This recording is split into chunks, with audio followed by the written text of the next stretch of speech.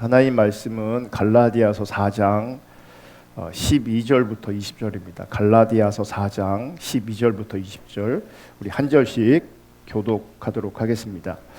형제들아, 내가 너희와 같이 되었은즉 너희도 나와 같이 되기를 구하노라. 너희가 내게 해롭게 하지 아니하였느니라.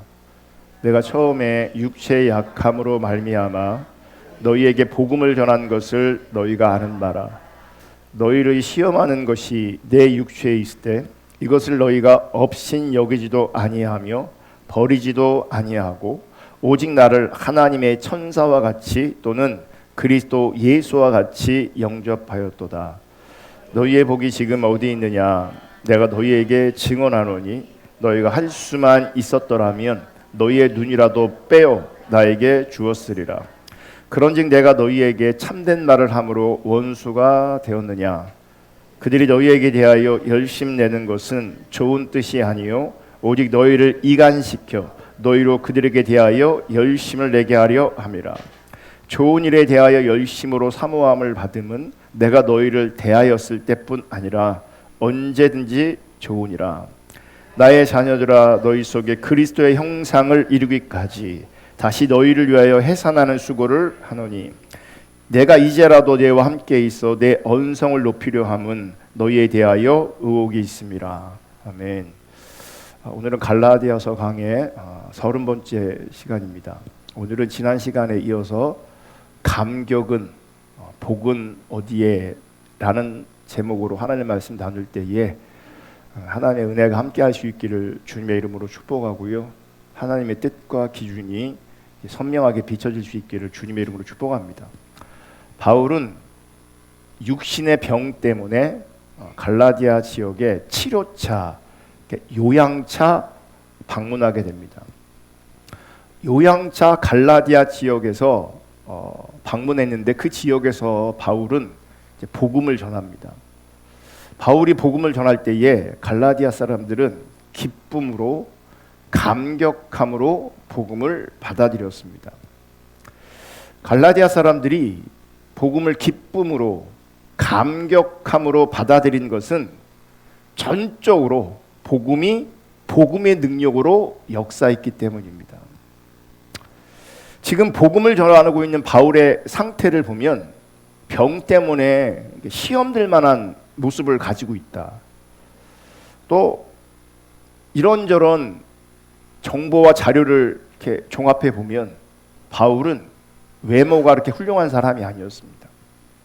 또 바울은 말을 그렇게 잘한 사람도 아니었습니다.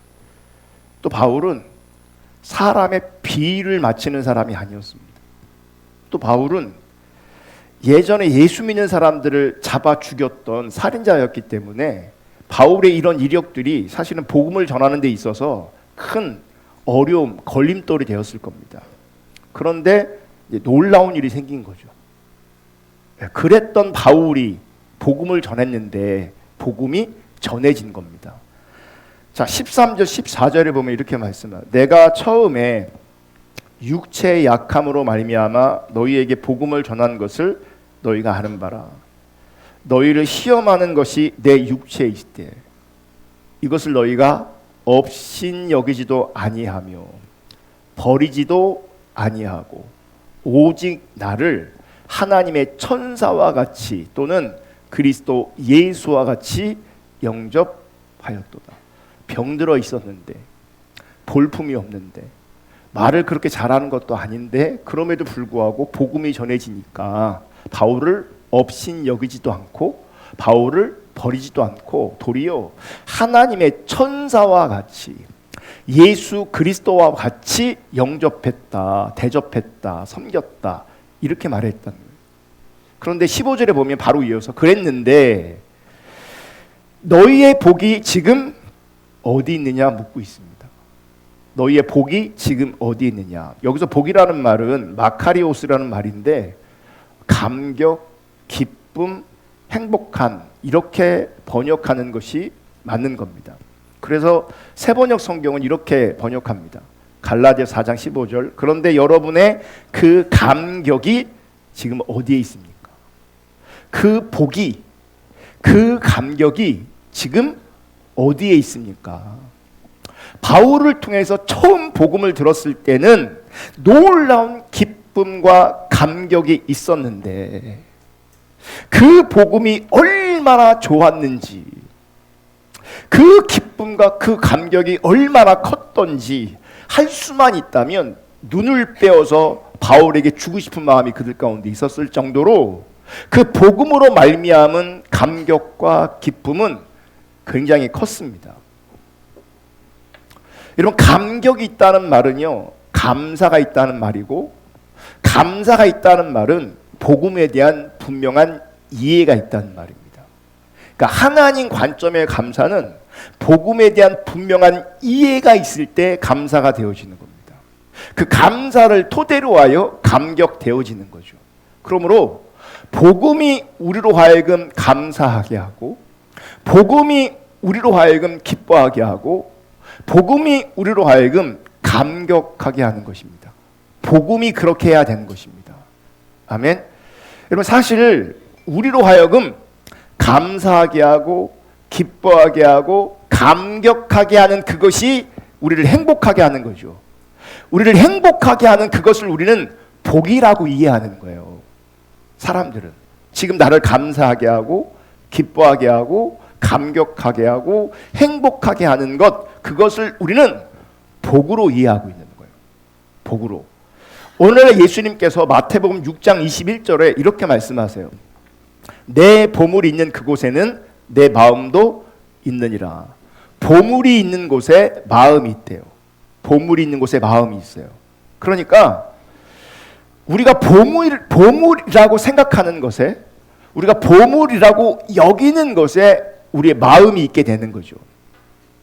그러면 우리가 뭘 살펴봐야 되냐면 내 마음이 지금 어디에 있는가, 지금 내 마음이 어디를 향하고 있는가, 내 마음이 어디에 제일 많이 있는가, 이거를 살펴보셔야 돼요. 왜냐하면 마음이 제일 많이 가는 그곳에 보물이 있는 거예요. 내가 보물으로 이렇게 인정하는 것, 보물로 여기는 것이 거기에 있기 때문에 거기에 내 마음이 가게 되는 겁니다. 그러니까 우리의 마음이 가는 그 보물, 그게 우리는 복으로 인식하는 거예요. 복으로. 그럼 보세요. 여러분에게서 마음이 제일 많이 가는 곳이 어딘가? 요즘 사람들의 마음은 어디를 향하고 있는가? 우리 마음이 향하는 그 자리에 복이 있다고요. 우리 마음이 향하고 있는 그곳에 우리가 복으로, 보물로 여기는 그것이 거기에 있다고요. 여러분, 오늘날 우리가 살아가는 시대에는요, 그 어떤 것보다도 돈이 복으로 작동되고 있습니다. 돈이. 그래서 사람들의 온통 관심이 어디 있느냐? 돈에 있습니다. 돈에. 그러니까 돈이 뭐가 되는 거예요? 보물이 되는 거죠. 돈이 뭐가 되는 거예요? 복이 되는 거예요. 그러니 마음이 거기에 있는 겁니다. 아이들에게 장래희망이 뭐냐 그러면 어떤 아이들은, 요즘 아이들은 건물주라 그러잖아요. 건물주. 우리 때는 대통령이라고 뭐 그랬는데 장군이라고 그러고 변호사라고 그러고. 그리고 어렸을 땐 나름요, 그 아이들 너 왜 변호사 되고 싶냐 그러면 어려운 사람 도와주려고. 너 왜 의사 되려고 하냐? 어려운 사람 도와주려고. 이런 게 있었거든요. 우리 어렸을 때는. 내 직업과 그 내 직업이 공적인 영역으로 이렇게 사용되길 원했단 말이죠. 그래서 대통령, 영향력 있는 사람이 되길 원했단 말이에요. 근데 지금은요, 너 커서 뭐 되고 싶니?라고 하면요, 오늘날 아이들이, 청소년들이, 청년들이 사실은요, 자기의 비전을 잘 얘기 못합니다.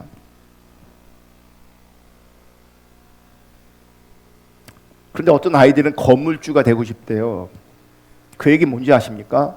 결국 돈이라는 겁니다. 돈이라는 거예요.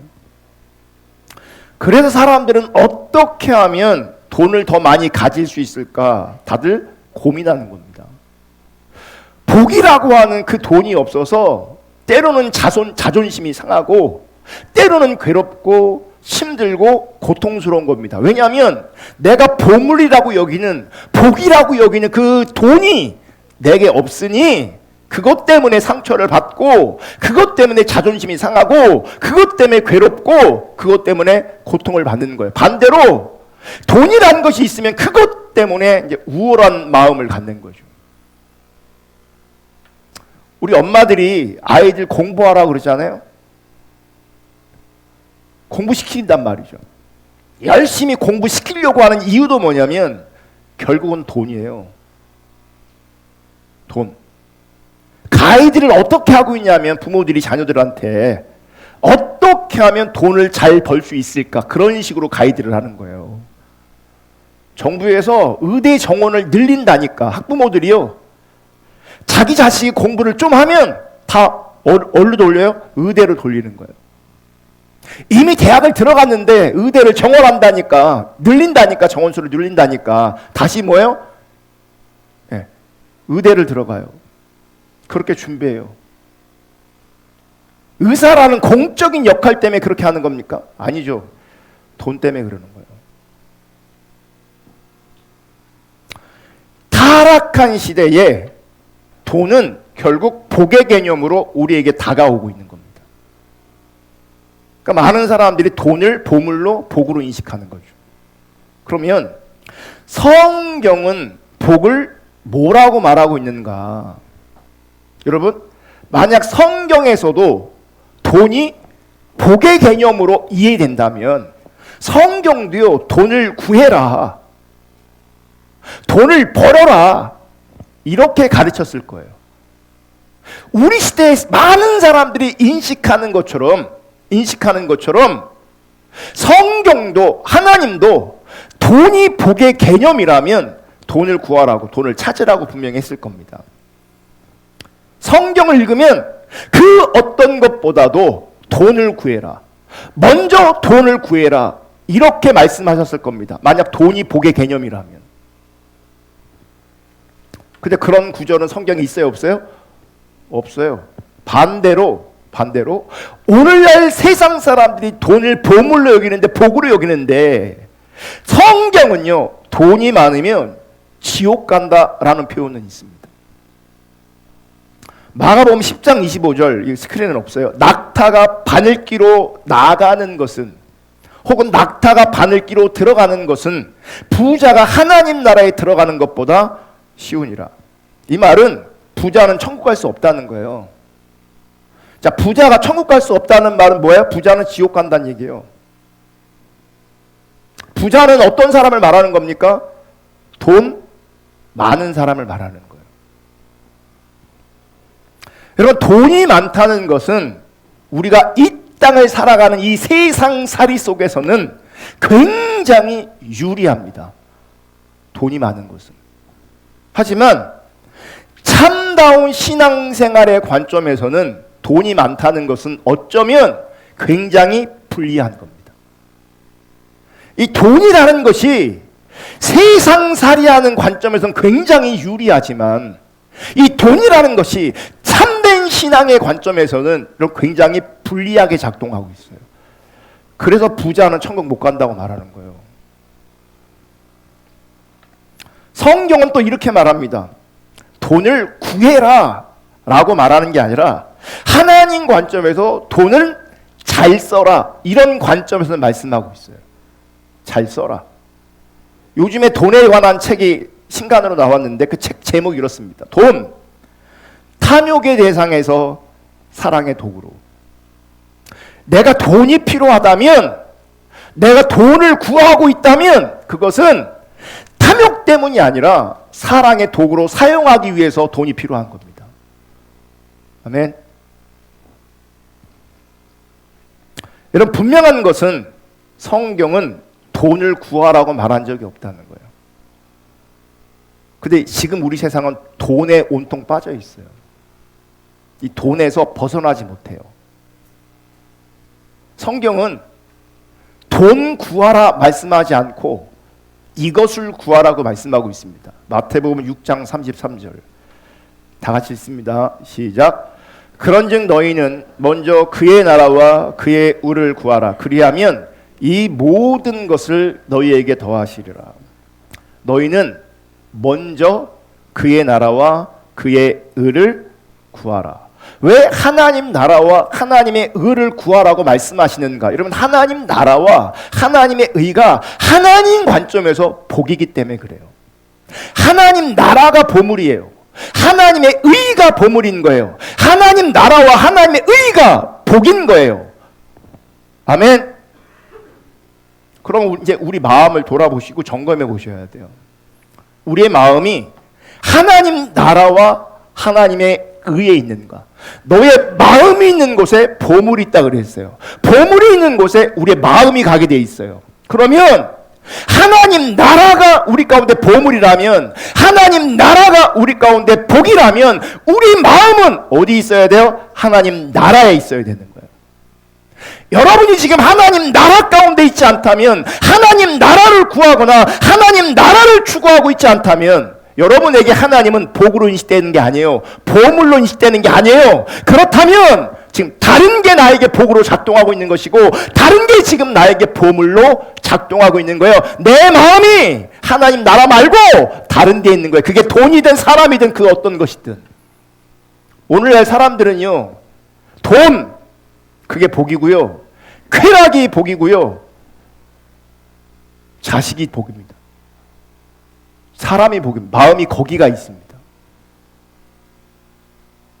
성경은 때가 되면 우리 자식도 다 떠나보내야 돼요. 아멘. 요즘에 사람들은 보편적으로 그러더라고요. 고등학교 졸업하면 그냥 다 떠나보내야 된다고. 내가 붙잡고 있을 수 있는 존재가 아니라는 거예요. 그러니까 개인마다 어떤 입장차가 다를 수 있겠지만, 다를 수 있겠지만 고등학교 좀 졸업하면 그러니까 네 인생은 네가 사는 거야. 그리고 그 인생의 책임도 누가 지는 거예요? 자기가 지는 거예요. 자기가 지는 거예요. 그러니까 떠나보내야 되는 것은요, 복이 아니에요. 돈도 하나님께서 뭐라고 말씀하세요? 소유해라, 쌓아라, 이렇게 말하지 않고요, 흘려보내라, 써라, 이렇게 말하는 거예요. 그 얘기는 그게 복의 개념이 아닌 거예요. 그냥 도구일 뿐이에요.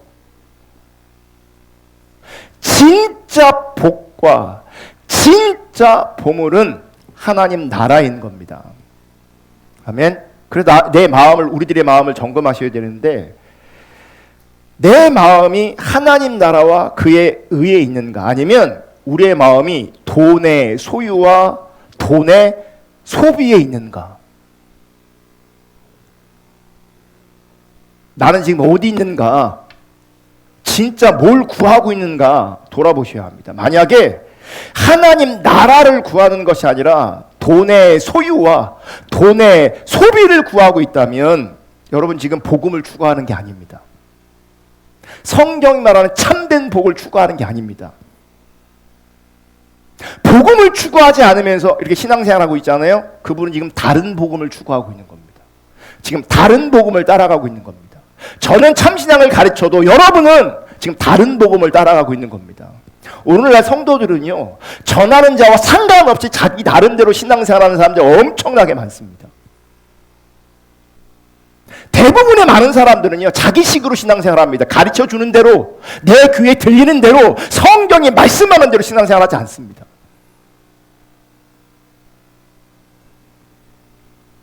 여러분, 다른 복음을 추구할 수 있어요. 문제는 다른 복음을 추구하는 것이 얼마나 위험한 것인지를 아셔야 되는 겁니다.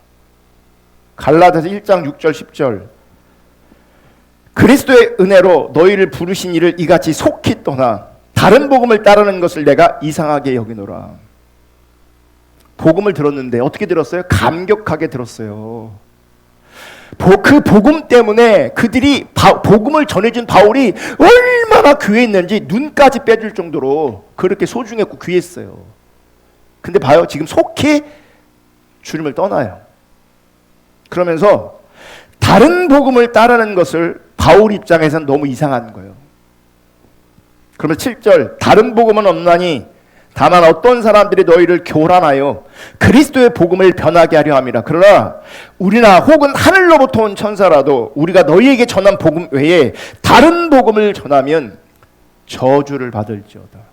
여러분, 다른 복음을 전하고 다른 복음을 따라가면 저주받습니다. 왜냐하면 참된 구원과 참된 생명은 복음 안에만 있거든요. 이게 복음이 아니라면 뭐겠어요? 저주 아래 있는 거예요. 그럼 복음 따라가지 않으면 결과는 종말은 다 저주예요. 심판이에요. 돈 따라가 보세요. 사람 따라가 보세요. 쾌락 따라가 보세요. 당장은 그것들이 지금 나를 되게 행복하게 하는 것처럼 다가올지 모르겠지만 결국 내 개인의 종말 가운데, 이 땅의 종말 가운데 그 모든 것들은 다 무너지게 돼 있고 의미 없게 돼 있어요. 그게 나를 구원하지 못한다고요. 나를 구원하는 것은, 나를 생명과 영생으로 인도하는 것은 복음밖에 없어요. 그러니 다른 복음이든 돈이든 쾌락이든 사람이든 이 땅의 그 어떤 것이든 다 다른 것 따라가면, 복음 말고 다른 것 따라가면 다 저주 아래 있는 거예요. 착하게 사는 거 저주 아래 있는 겁니다. 열심히 신실하게 성실하게 살았다고요? 저주 아래 있는 겁니다. 복음 아니면 다 저주 아래 있는 겁니다. 사역 열심히 했다고요? 제가 지난주에 말씀드렸잖아요. 지지난주에 주여 주여 하는 자마다 천국 가는 게 아니다. 하나님 뜻대로 행하는 자다. 근데 불법을 행하는 자들이 어떻게 이 땅에 살았는지 아세요? 내가 주의 이름으로 선지자 노릇하고 주의 이름으로 귀신 쫓아내고 주의 이름으로 많은 권능을 행했다고요. 근데 참다운 복음 안에 있지 않으니 내가 너를 모르고 불법을 행하는 자들아 그랬어요. 착하게 사는 거 소용없고요. 다른 복음을 따라가는 거 소용없고요. 쾌락 따라가는 거 소용없고요. 이 땅에서 나름대로 행복하게 사는 것, 돈을 소비하는 삶을 사는 것, 이 땅에서 부족함이 없는 삶을 사는 것, 결국에는 다 아무런 소용이 없는 겁니다. 아멘. 9절, 우리가 전에 말하였거니와 내가 지금 다시 말하노니 만일 누구든지 너희가 받은 것 외에 다른 복음을 전하면 저주를 받을지어다. 다른 복음 전하면, 다른 복음 따라가면, 하나님 말고 복음 말고 다른 것 따라가면 우리가 저주 아래 있는 겁니다. 10절, 그래서 이제 내가 사람들에게 좋게 하랴, 하나님께 좋게 하랴, 사람들에게 기쁨을 구하랴, 내가 지금까지 사람들의 기쁨을 구하였다면 그리스도의 종이 아니니라. 문제는 여러분, 사람들은요 복음을 좋아할까요? 다른 복음을 좋아할까요? 사람들은 다른 복음을 좋아합니다. 왠지 아세요? 우리가 타락한 존재이기 때문에 그래요. 사람들은 다른 복음을 좋아하고 다른 복음을 쫓아갑니다. 왜 다른 복음을 좋아할까? 그럼 다른 복음 안에 사람들을 좋게 하는 요소가 있는 거예요. 사람들을 하나님과 상관없는 기쁘게 하는 요소가 있는 거예요. 기쁨의 요소가. 여러분, 세상의 번영이나 성공을 말하는 것은요 쉽게 드러나는 다른 복음입니다. 그래서 주변에 막 돌파, 형통 막 이런 거 막 자주 언급하는 메신저가 있다면, 교회가 있다면 그게 다른 복음이에요. 그게. 근데 우리는 그런 얘기를 되게 좋아해요. 세상의 번영이나 성공을 말하는 것은 쉽게 드러나는 다른 복음이에요. 하나님의 영광이라고 하는데, 하나님의 영광이라는 이름으로 말해주고 있는 수많은 교회 사업들이 있어요. 하나님의 영광이라고 하면서 행해지는 수많은 인간의 행위들이 있어요. 교회 사업들 안에는 막 대형 예배당을 건축하고 막 이런 것들이 구별하기 쉽지 않은 이런 다른 복음일 수 있습니다. 겉으로는 하나님의 뜻과 영광을 말하지만 결국은 그것을 통해서 그것이 자기 자부심이 되고, 그것이 자신의 영광이 되고, 그것이 자신의 자랑이 되잖아요. 그게 다른 복음이에요. 그게. 그래서 오늘날 큰 교회 다니는 사람들 혹은 대형 교회 다니는 사람들은요 자부심이 있어요. 어떤 자부심인 줄 아십니까? 교회에 대한 자부심이 있어요. 교회는 그걸 심어줘요. 교회는 그걸 키워줘요. 그게 다른 복음이에요. 그래서 우리는 무엇이 참된 복음인지 거짓된 복음인지, 무엇이 성경적인지 혹은 성경적이지 않은지를 분별할 줄 아는 영적 분별력, 하늘의 지혜가 우리 가운데 필요합니다. 그럼 제가 지금 다른 복음을 분별할 수 있는 쉬운 방법 한 가지를 소개하려고 해요. 뭐냐면 사람의 가치와 사람의 자존심이 챙겨지는 것. 인간의 가치와 인간의 자존심이 챙겨지는 것.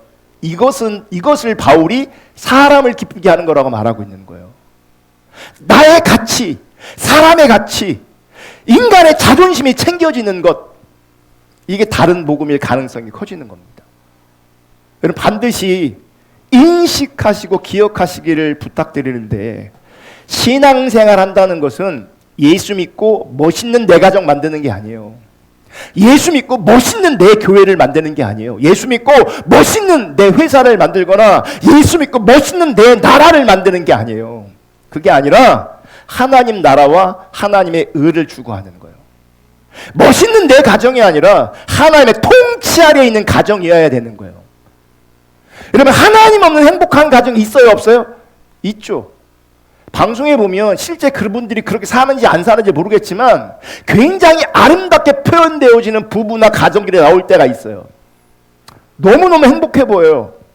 왜 없겠어요? 있겠죠. 근데 그들 가운데 복음이 없다면, 그들 가운데 하나님이 없다면 그 행복도 오래가지 못하는 거예요. 다 무너질 것들이에요. 우리가 만들어 놓은 것은, 우리가 추구한 것은 다 무너지게 돼 있어요. 다 의미 없게 돼 있고 다 가치 없게 돼 있어요. 아멘. 그래서 내 가정을 아무리 행복하게 만들지라도요, 그 가정 가운데 하나님의 통치가 없다면 그 가정은 아무것도 아닌 겁니다. 근데 우리는 내 가정을 행복하게 만들려고 해요. 예수 믿고 내 가정을 행복하게 만드는 것, 그게 아니라 하나님의 통치 아래 거하는 가정이어야 돼요. 멋있는 자부심을, 자존감을 세워주는 교회가 아니라 하나님의 통치와 다스림 안에 있는 교회여야 되는 겁니다. 멋있는 내 회사가 아니라 하나님의 통치 아래에 있는 회사여야 되는 겁니다. 멋있는 내 나라가 아니라 하나님의 다스림 아래에 있는 나라여야 합니다. 아멘.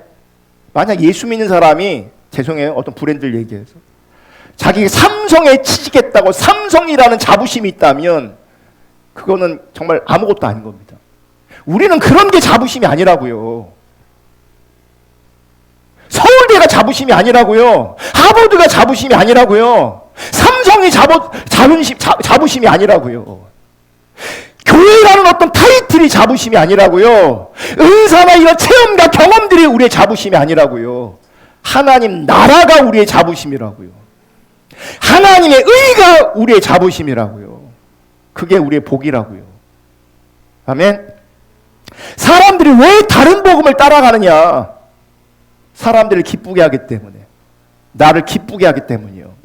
그러면 반대로 참 복음에는 사람들로 하여금 기분 나쁘게 하는 요소가 있다는 거예요. 참된 복음은, 참된 신앙은 사람을 불편하게 하는 요소가 있다는 거예요. 다른 복음은, 가짜 복음은 사람들을 기쁘게 하는데, 그러면 진짜는 기쁘게 하지 않다는 거죠. 기쁘게 하지 않다는 건 뭐예요? 불편하게 한다는 거예요. 기분 나쁘게 할 수 있어요. 그래서 십자가 이 거짓 신앙에 쩌드는 사람이 우리 교회 와서 메시지 듣잖아요. 기분 되게 나빠합니다. 되게 힘들어하고 불편해합니다. 왠지 아세요? 다른 복음 안에 쩌들어 있다가 진짜 복음을 들으면 불편하고 힘든 거예요. 이해도 안 되는 거예요. 얘를 막 화가 나, 막 설교를 들으면 얼굴이 빨개져. 불편해서, 화가 나서.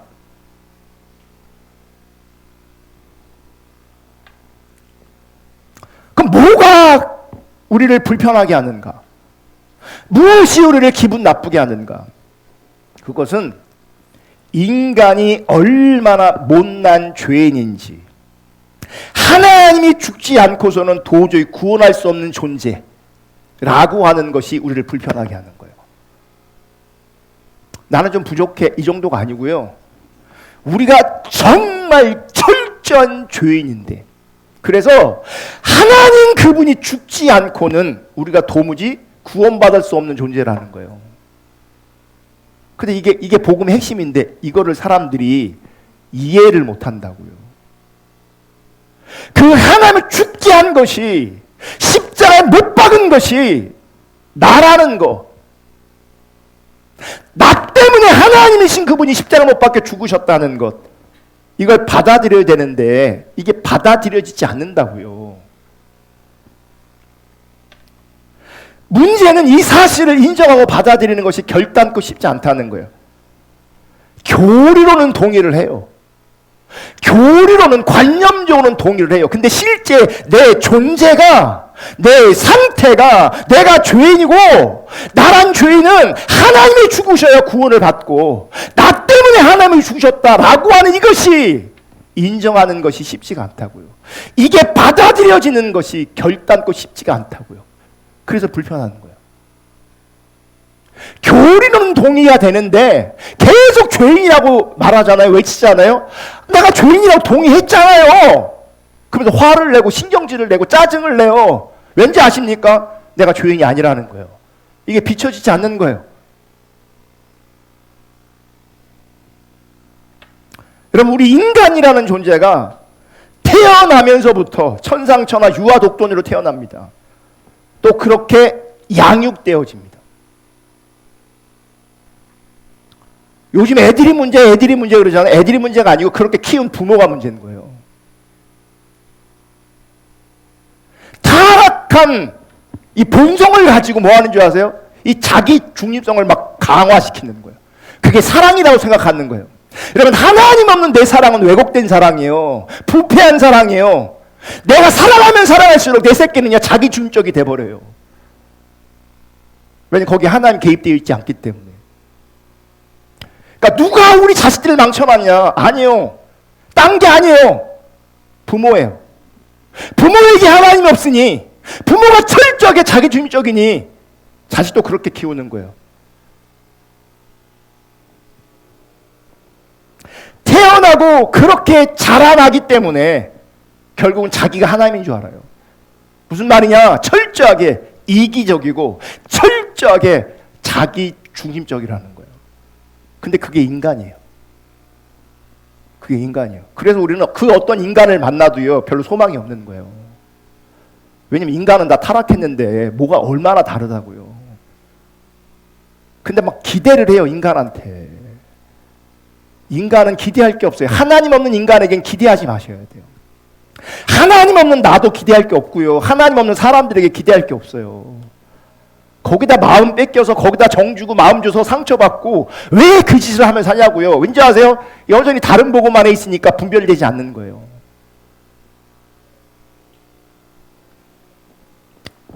이런 인간에게 당신은 죄인이야, 당신은 선한 게 없어, 당신은 철저하게 부패하고 타락한 존재야, 선한 것이 하나도 없는 존재야, 이렇게 말하면 이해가 안 돼요.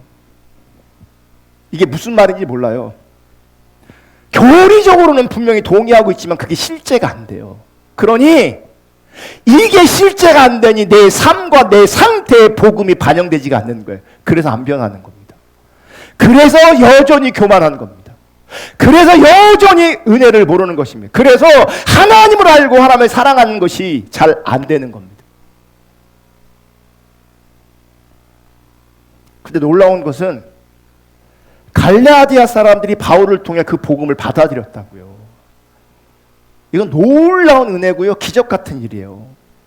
더구나 바울은 육체적인 질병으로 말미암아 사람들에게 시험될 만한 것이 있었는데도 불구하고 하나님의 천사처럼 그리스도 예수처럼 바울을 영접하게 만들었어요.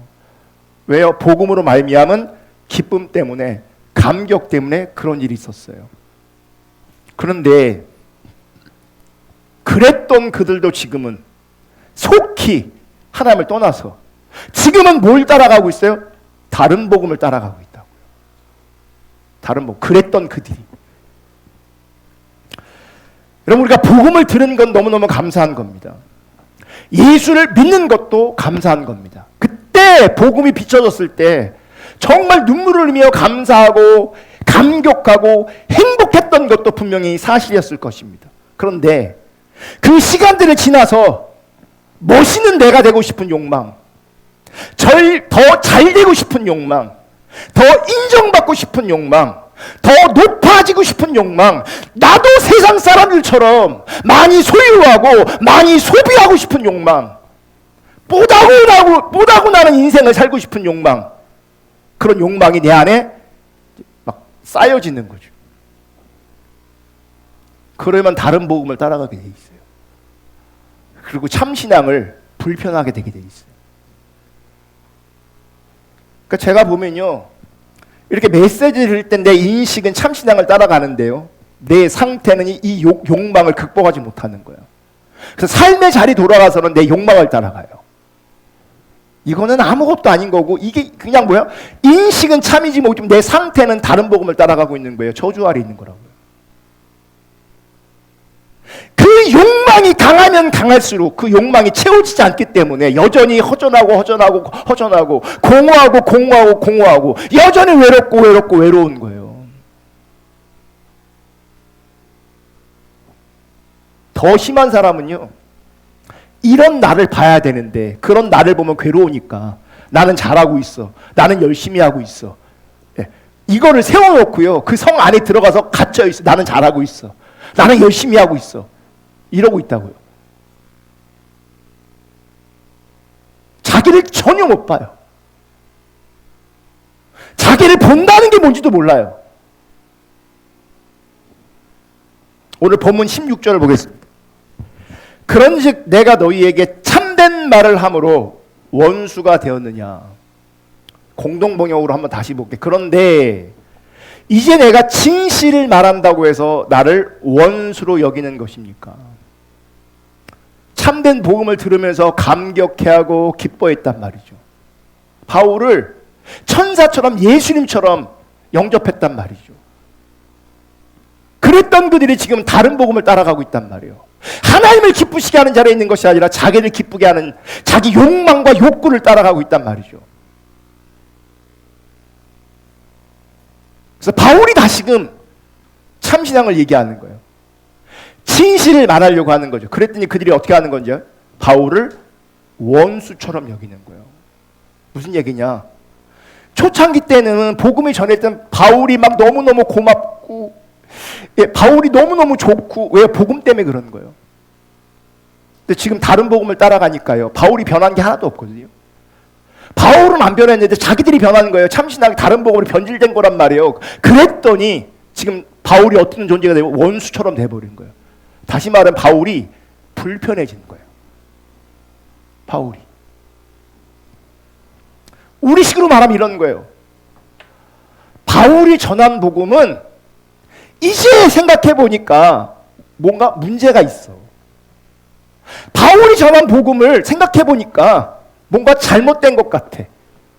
예수 믿고서 세상에서 잘 돼야지. 세상에서 잘 돼야지 전도도 되지. 늘 예수 그리스도의 십자가 못 박힌 것만 전하면 그거 누가 좋아하겠어? 어떤 사람이 그것들을 좋아하겠어? 왜? 관점이 달라지는 거죠. 그러니 바울이 불편해지기 시작한 거예요. 여러분, 다른 복음을 전하는 사람들이 문제는 열심히 전한다는 거예요. 거짓 신앙 가운데 있는 사람들이 복음을 전하되, 왜곡된 복음을 전하되 열심히 전하는 거예요. 여러분, 이 다른 복음을 전하는 사람들이 어떻게 보면요, 되게 멋지게 등장합니다.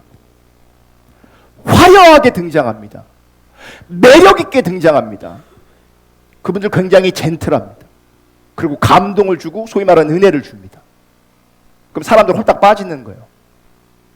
홀딱. 그러니까 복음이냐 복음이 아니냐, 이 영적 분별력이 있어야 돼. 그게 없으면 복음 말고 다른 것들 때문에 은혜를 받아요.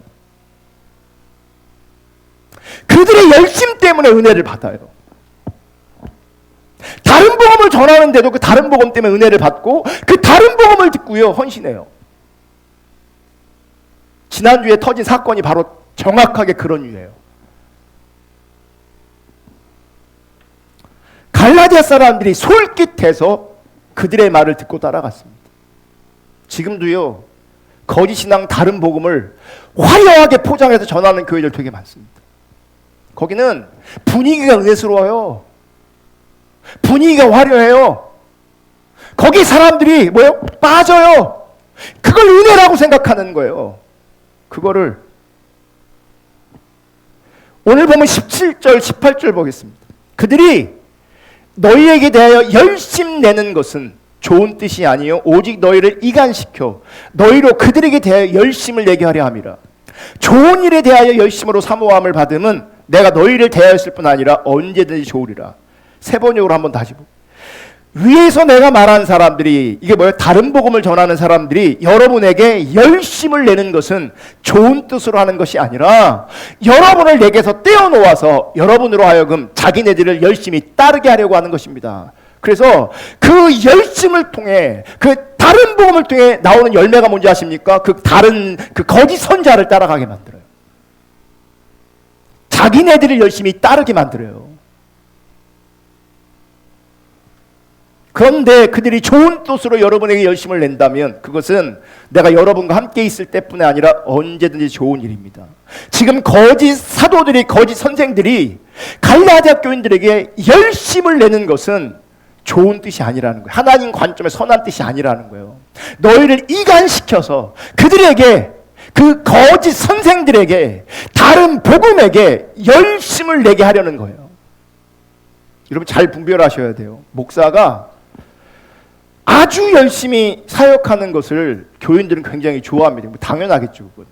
그래서 목사가 설교도 잘하고, 더 나아가 설교 잘하는 그 목사가 나한테 잘해줘.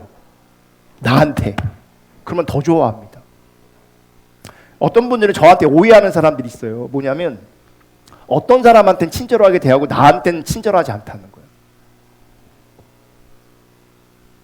근데 그거는요, 저는요, 누구를 특별히 친절하게 대하고 누구는 또 특별히 친절하지 그게 아니고요.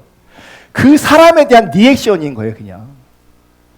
그거를 구별을 못해. 자기 중립적인 자리에 있으니까 왜 저 사람한테는 한번 웃어주는데 왜 나한테는 안 웃어주냐 그래요. 그 사람에 대한 리액션이라니까. 그 사람이 나한테 웃어주면 나도 웃어주는 거예요. 저 사람이 나한테 친절하면 나도 친절한 거예요. 저 사람이 나한테 부드러우면 나도 부드러운 거라고요. 그렇게 나한테 안 해주면서, 나한테 웃어준 적도 없고 부드럽게 해준 적도 없고 친절하게 대해준 적도 없으면서 자기한테는 웃어달래. 난 그렇게 안 해요. 나는 그렇게 못해요. 나는 그렇게 신경 쓰고 인간관계는 그렇게 하는 스타일이 아니에요. 자기 생각에 갇혀서 왜 저 사람한테 웃어주고 나한테 안 웃어줬냐는 거예요. 자기를 돌아봐야 돼요. 제가 일부러 그렇게 하지 않아요. 제가 그렇게 막 아이 성향이 강해갖고요, 그렇게 안 해요. 그러니까 나한테 말 안 걸면 나도 생전 말 안 걸어요. 그럴 가능성이 커요. 목사가 열심히 사역하고 설교도 잘하고 더 나아가 자기한테 잘해주면요 무진장 좋아합니다. 그런데 문제는 그 열심을 가지고 혹은 그 은사를 가지고 목사 자신을 따라가게 한다면 죄송하지만 그 사람 가짜입니다. 자기를 따라오게 만들고 자기를 추앙하게 만들면 그 사람 가짜입니다. 말로는, 입술로는 주님의 영광을 위한다고 하지만 결국은 자기 사람 만드는 겁니다. 자기 사람. 그게 바로 이간질인 겁니다. 이런 이간질은 누구와 누구 사이를 이간질시키는 것인가? 바울과 이간질시켜서 다른 복음을 따르게 하는 거죠. 참 복음을 따라가는 게 아니라, 진짜 복음을 따라가는 게 아니라, 생명을 따라가는 게 아니라 바울과의 관계를 이간질해서 뭐예요? 다른 복음을 따라가고, 다른 복음을 따라가면 결국 누구한테 충성하는지 아십니까? 그 사람에게 충성하게 만듭니다. 그 사람에게. 그러니까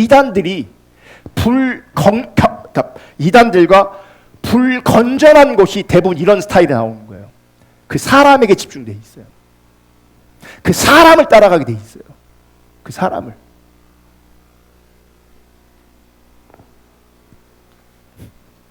그리고 궁극적으로는 예수 그리스도와 이간질시키는 것이기 때문에 그게 바로 저주받을 짓이 되는 거예요. 그래서 바울은 다른 복음을 전하면, 다른 복음을 따라가면 저주를 받을 것이다 라고 강력하게 선포하고 있는 겁니다. 고린도서 11장 2절 3절, 내가 하나님의 열심으로 너희를 위하여 열심히 내노니 내가 너희를 정결한 처녀로 한 남편인 그리스도께 드리려고 중매함이로다. 바울도 열심히 했어요. 근데 바울의 결과, 바울의 열매는 뭔지 아십니까? 바울은 빠지고 그 사람과 주님이 매칭되는 거예요. 지난주에 큰 이슈가 있었던 어떤 분에 대해서 원래 설교에 온 거 없는데 제가 다른 시간에 좀 자세히 언급해 드릴 건데, 그분의 회개 영상을 제가 2시간짜리를 다 봤거든요. 그거 본 어떤 교수님의 글이 우리 밴드에 올라가 있어요. 그거 보시면 정리가 많이 잘 될 거예요. 제가 그분의 말을 들으면 굉장히 안타까웠던 것 중에 하나가 뭐냐면, 자기는 정말 그 번아웃이 돼갖고 막 쉬고 싶었대요. 왜냐면 번아웃 될 수밖에 없는 이유 중에 하나가 뭐냐면, 그분은 시작될 때부터 사실은 바르게 시작하지 않았어요. 그러니 얼마나 힘들겠어요. 얼마나. 자기는 쉬고 싶은데 코로나가 터졌대요. 코로나가 터져서 유튜브를 통해 사람들이 그 기도에 막 참여하기 시작했대요. 회원수가 22만 명이에요. 엄청난 거예요. 제가 그걸 보면서 우리 시대가 얼마나 어두운가를 한 번 더 봤어요. 그럼 코로나 시대가 됐으면 우리가 모이질 못하면 각자 하나님 앞에 있으면 되는 거거든요. 그게 안 되니까 위험한데, 쓸데없는데 사람들이 뭐 하는 거예요? 모여지는 거예요. 그럴싸한데 모여지는 거예요. 그게 하나님 없는 게 드러난 거예요. 모이지 못하면, 그게 안 되면 각자 하나님 앞에 있으면 되는데 그게 안 되는 거예요. 누군가가 멋있게 예배 인도를 해줘야 되고, 누군가는 감동 있는 설교를 해놔야 되고, 그 앞에 내 마음이 움직여야 되고, 그러면 그게 고마워서 거기다 헌금해요. 그 교회, 그 단체를 따라가게 만들어요. 그러니까 얼마나 지역에 있는 교회들이 생명력이 없으면 거기다 사람들이 마음을 다 빼앗기냐고요. 시간을 거기다 주고 물질을 거기다 줘요. 자기 섬기는 교회보다 거기다 더 헌금을 많이 한다고요.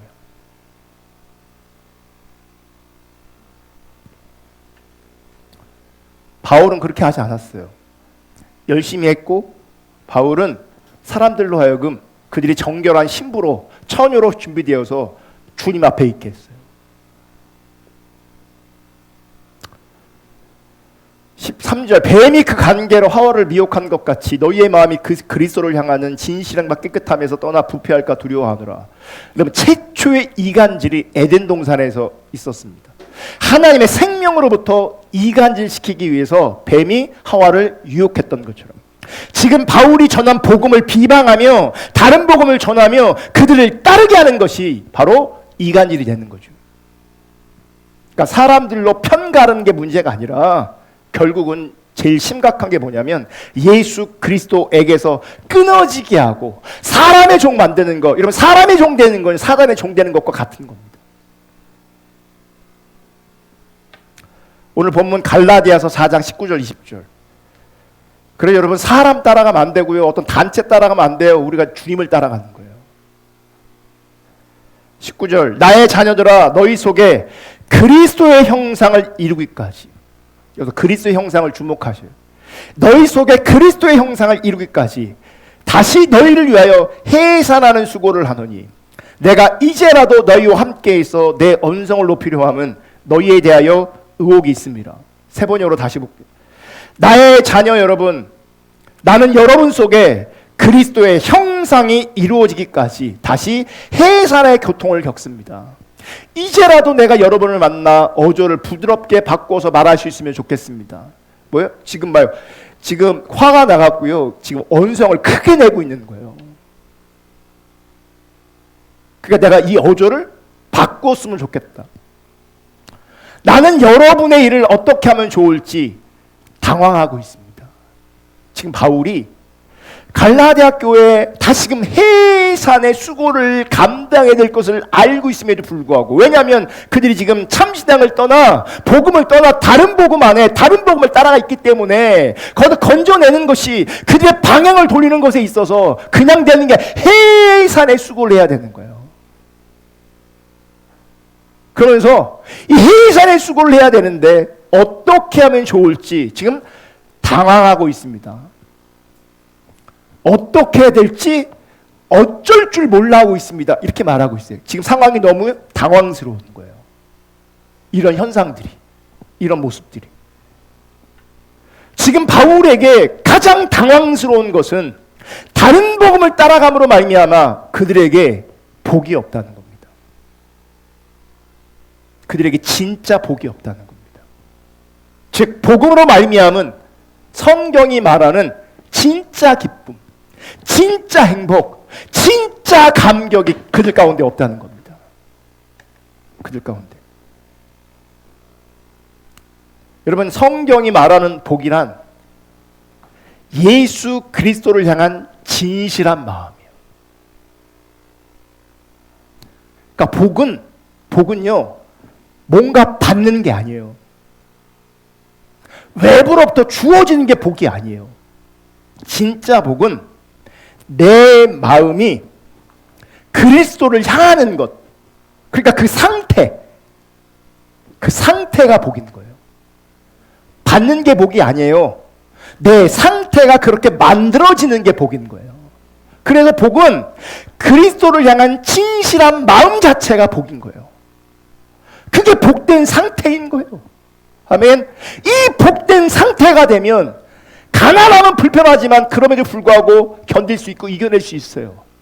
이 주님을 향한 진실한 상태가, 이 복된 상태가 실제라면 몸이 연약해도, 몸이 병들어도 그게 힘들고 어려운 일이 하지만 그럼에도 불구하고 여전히 주님의 은혜 앞에 감사하고 감격할 수 있고 주님의 은혜에 족한 자리에 설 수 있다고 해요. 왜냐하면 복은 상태이기 때문에 그래요. 상태라서 그래요. 복은 그리스도를 향하는 진실한 마음인데, 그래서 예수 그리스도를 향하지 않고 사람의 종이 되고 사람의 명령과 가르침에 순종하고 있을 때 그것을 지금 바울은 당황해 하고 있고 그것을 책망하고 있는 겁니다. 그래서 바울은 지금 너희 속에 그리스도의 형상이 이루기까지 다시 해산하는 수고를 한다 이렇게 말해요. 해산하는 수고. 해산이라는 고통으로 복음을 전하였는데 다시 그 고통을 감당해야 되는 거죠. 그러니까 우리가 변질됐을 때 회개하는 거, 돌아오는 거, 이거 결단코 쉬운 게 아니에요. 여러분, 절대 쉬운 게 아니에요. 아사왕이 있는데 그 아사왕이 나라가 위기에 닥쳤을 때 그때는요, 본인도 그렇고 백성들로 하여금 하나님을 찾게 했어요. 본인이 하나님을 찾았어요. 그랬더니 하나님께서 은혜로 함께 하셔서 그 문제가 해결됐어요. 시간이 흘렀어요. 20년 흘렀어요. 똑같은 나라에 어려움이 있을 때 그때는요, 하나님 찾는 게 안 돼요.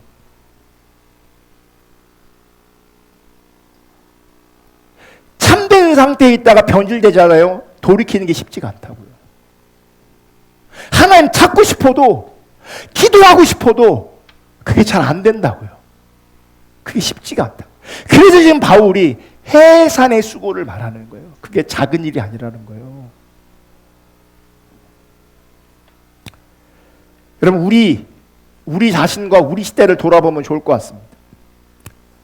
바울이 전한 복음이, 성경이 말하는 그 하나님 나라의 복음, 십자가 복음이 정말 세상 다 주고 바꿀 수 없는 기쁨과 감격으로, 복으로, 생명으로 우리 가운데 다가오고 있는지, 십자가 복음이, 하나님 나라의 복음이 세상 어떤 것을 다 주고도 바꿀 수 없는 것으로 우리 가운데 인식되는지. 여러분, 참된 복은요, 복음을 듣고 하나님의 형상이 우리 가운데 실제되는 겁니다. 우리 내면에, 우리의 상태에 하나님의 형상이 이루어지는 겁니다. 그게 참된 복이에요.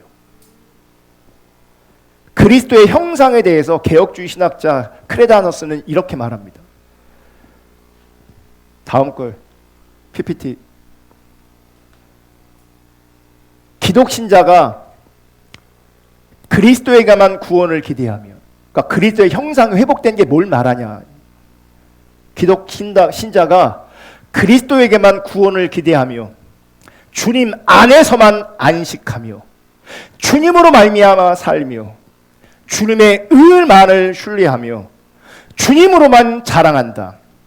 그의 마음과 사상과 소원이 주님으로 말미암아 이루어지며 그의 언행이 주님으로 말미암아 결정되며 그의 모든 기대와 소망이 주님을 근거하고 주님을 향하여 있다. 이게 그리스도의 형상이 회복된 거예요. 이게 그리스도의 형상이 회복되는 거예요. 이 일을 위해서 바울은 해산의 수고를 하고 있다는 거예요. 여러분, 우리 안에 예수 그리스도로 충만한 것이 우리의 기쁨이요, 감격이요, 복이어야 됩니다. 아멘. 그게 복이에요. 주님을 향한 진실한 마음을 가지는 것, 그것 자체가 복이에요. 아멘. 예수 그리스도가 내 안에 왕된 것, 예수 그리스도로 충만해진 것, 그것이 우리의 기쁨이고 우리의 감격이고 우리의 감사고 우리의 예배의 이유가 되어줘야 합니다. 아멘. 이 기쁨과 이 감격, 이 복이 여러분에게 있냐고요. 그 감격의 그 기쁨이, 그 복이 지금 어디에 있냐고요. 변하지 않는, 흔들리지 않는 복음의 사람, 예수의 사람으로, 그러므로 성경이 말하는 그 복이 실제인 그 감격과 감사가, 그 기쁨이 실제인 하나님의 사람들로 세워질 수 있기를 주님의 이름으로 축복합니다.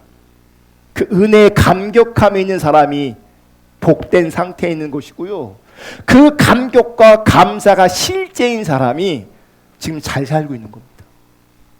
소비를 자유롭게 하는 사람이 잘 사는 게 아니고요. 건강한 게 잘 사는 게 아니고요. 이 땅에서 이런저런 문제가 없는 게 잘 사는 게 아니고요. 주님 때문에, 복음 때문에 감격하고 기뻐하며 사는 것, 예수로 충만하고 예수를 향한 진실한 마음을 가지고 살아가는 것, 그게 복된 상태예요. 이 상태를 추구할 수 있고 이 복이 실제이기를 주님의 이름으로 축복합니다. 아멘. 우리 찬양하고 기도하겠습니다. 그 사랑 얼마나